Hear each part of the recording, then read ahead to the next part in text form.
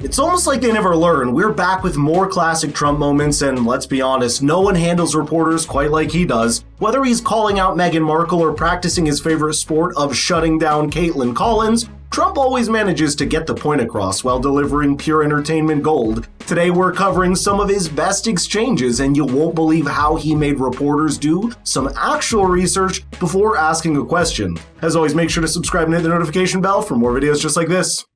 Prince Harry and Meghan Markle chimed in on the U.S. election and essentially encouraged people to vote for Joe Biden.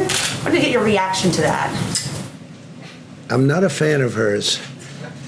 And I would say this, and she probably has heard that, but I wish a lot of luck to Harry, because he's going to need it. This was in September of 2020, and it came after Meghan said during an event organized by Michelle Obama, quote, "When we all vote," organization during which Meghan Markle gave a speech and took jabs at Trump, saying, "We're only 75 days away from Election Day, and that is so very close, and yet there's so much work to be done in that amount of time because we all know what's at stake this year.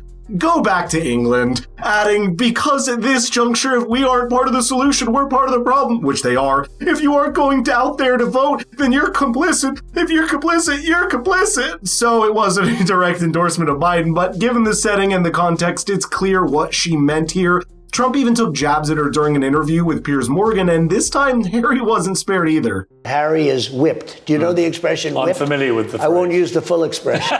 But Harry is whipped like no person I think I've ever seen. I'm not a fan of Meghan. Yeah.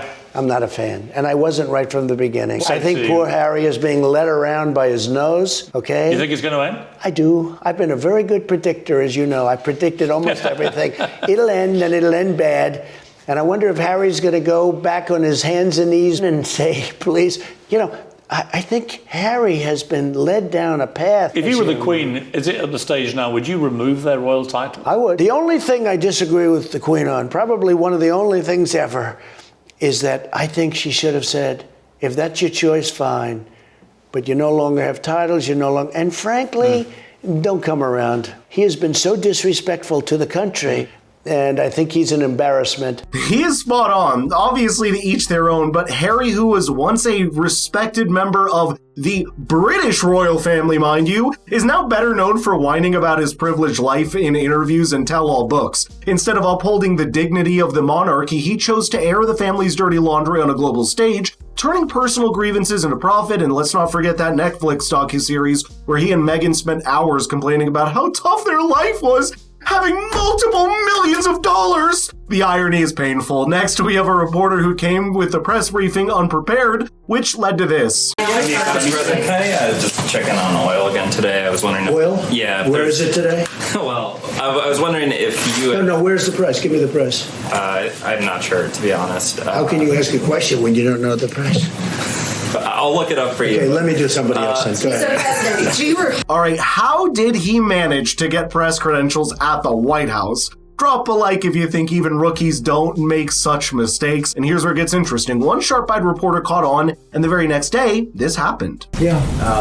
Oil prices are at $23 a barrel. Oh, that's good. Finally, somebody knows something when they ask a question. What is your message to them ahead of their meeting tomorrow? Will the U.S. consider a coordinated cut of production here? That's Jeff Mason, who is the White House correspondent for Reuters, and the smile on his face says it all. I bet he still remembers the compliment to this very day. I know I would, but nothing comes close to Trump's interactions with CNN's finest, Caitlin Collins. So, here we go. You ran your campaign promising supporters that Mexico is going to pay for the wall and that the wall was going to be made of concrete. You just said earlier that the wall could be made of steel, and right now our government is shut down over a demand from your administration that the American taxpayer pay for the wall. So how can you say you're not failing on that promise to your supporters?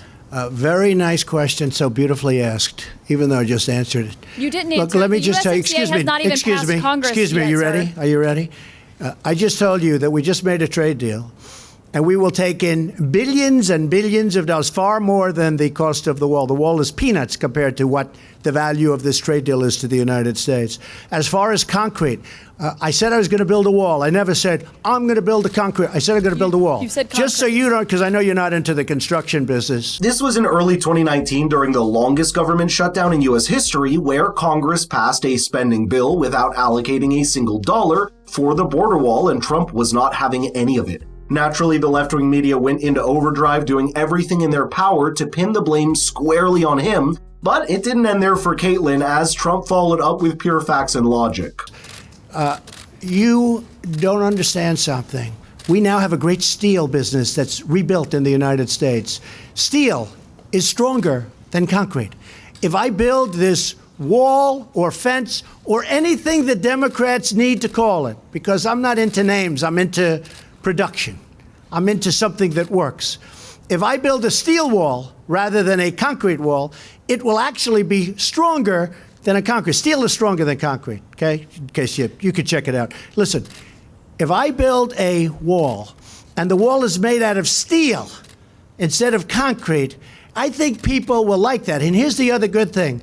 I'll have it done by the United States Steel Corporation, by companies in our country that are now powerful, great companies again. And they become powerful over the last 2 years because of me and because of our trade policies. That is absolutely right. Even ABC admitted in a recent article, quote, in 2018, Trump slapped tariffs on aluminum and steel from a host of countries, including Mexico, Canada, and the European Union. Over the ensuing years, U.S. steel prices soared and output climbed, adding, quote, the average price of a ton of hot-rolled steel soared from about $700 to $1,850 between 2017 and 2021. It's got to be hard for them to admit he was right, but it's a good first step. In another press briefing, Caitlyn wasn't as fortunate in getting detailed answers. Instead, she got the regular CNN treatment. Pointed to me. Just a quick question about that. So you haven't made any contact, though, just to make sure. With who? The North Koreans. I don't want to say. I won't say that. Okay. We have a good relationship with North Korea. As good as you can have. I mean, we have a good relationship with North Korea. I have a good relationship with Kim Jong-un, and I hope he's okay. And somebody would say, oh, that's terrible. No, it's not terrible. I hope he's okay. And I think it was a fake report done by CNN. So can I ask you a question? What do you have? Go ahead. No, that's enough. Go ahead. Can I ask? But that wasn't my question. The problem is you don't write the truth. So, as far as I'm concerned, I want to go to the next Can I ask you a question about... No, not CNN, please. Go ahead. The White House has not responded to these allegations. I told you. Right? CNN is fake news. Don't talk to me. Go ahead, please. But he says he was retaliated against, and that's why he was removed from his job. Do you have a response to that? Okay, next question. First of all, let's set the record straight. He didn't even point in her direction. Caitlyn completely hijacked the moment, inserting herself into the situation like she was the only reporter there. Let's talk about the contradiction here. She asked a question, got an answer, but then had the audacity to complain that it wasn't her question. So which is it? Did she ask it or not? I'd say we've entered Schrodinger's question territory, but I guess it's never about actual journalism or getting real answers. It's more about making a scene, playing the victim, and creating viral moments that can be repackaged into clickbait headlines. But I'd love to know your thoughts here, so let's get the conversation rolling in the comments down below. And if you want your friends to see these legendary moments, please share the video with them. Thank you so much for watching, and I'll see you in the next one.